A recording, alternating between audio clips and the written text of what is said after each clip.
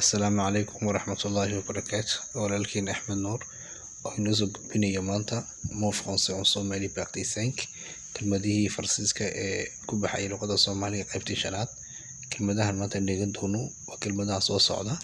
Kelmadahan sida caadadu ahayd kelmadahan baan kor akhrin doonaa, litira codfa baan ku akhrin doonaa, kadibna Soomaali baan ku geli doonaa oo ku macnayn doonaa. Concitoyen, solide, pays, facile, capitale, doléance, continent, île, tragique. Concitoyen, concitoyen, solide, pays, facile, capitale, doléance, continent, île, tragique. waxaan galaynaa casharkeeni baan caadi baan ku bilaabanaynaa. kelmadihii waan akhriyay, iminkana waxaan bilaabi doonaa macnihii inaan macnayno. Concitoyen waa maxay macnaheegu? Macnaha concitoyen waa wadani, citoyen waa lamida, waxaa lamid oo kale compatriote baa lamida, waa muwadin ama qof wadanka u dhasha weyaan. muwadin waa wadani. Concitoyen macnaheegu waa sidaa. Solid waxay ka dhigan tahay adag, quelque chose qui est solide waa wax adag. waxaa la macnaa résistant, wax adag maxaa lamida résistant, wax adag. Pays waa wadan, waa maxay? waa dal. waxaa la macnaa nation, qaran baa la macnaa. yaa la macnaa isku macna dhow yihiin. Pays waxaa la macnaa nation, waa wadan ama waa dal. Facile maxay ka dhigan tahay? waa fudud. Aujourd'hui la leçon est facile, maanta cajarku wuu fudud yahay. facile macnaha kaloo ay leedahayna waa sahlan, wax sahal ah ama wax sahlan. wax kasta waa sahal markaad leedahay, waa sahal, wax sahlan weeyaan marka ay noqoto facile.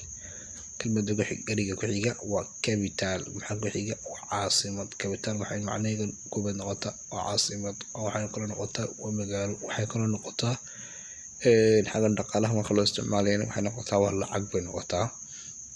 xagga haddii macno kale leedahayna way jirtaa, waxay noqotaa wax muhiim ah.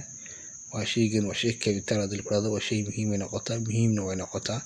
macno badan kelmadan way leedahay, intaasoo macnoba way noqotaa.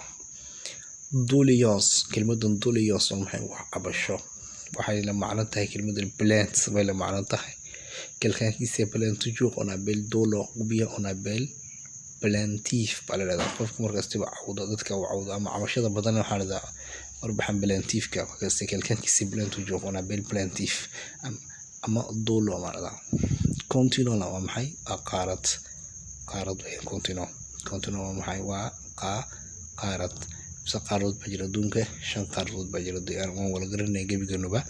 continent Afrique, qaarada Afrika, continent Asie, qaarada Aasiya, continent Europe iyo qaarada Europe ama Europe iyo continent America iyo continent Mareykanka, qaybta Mareykanka la yiraahdo.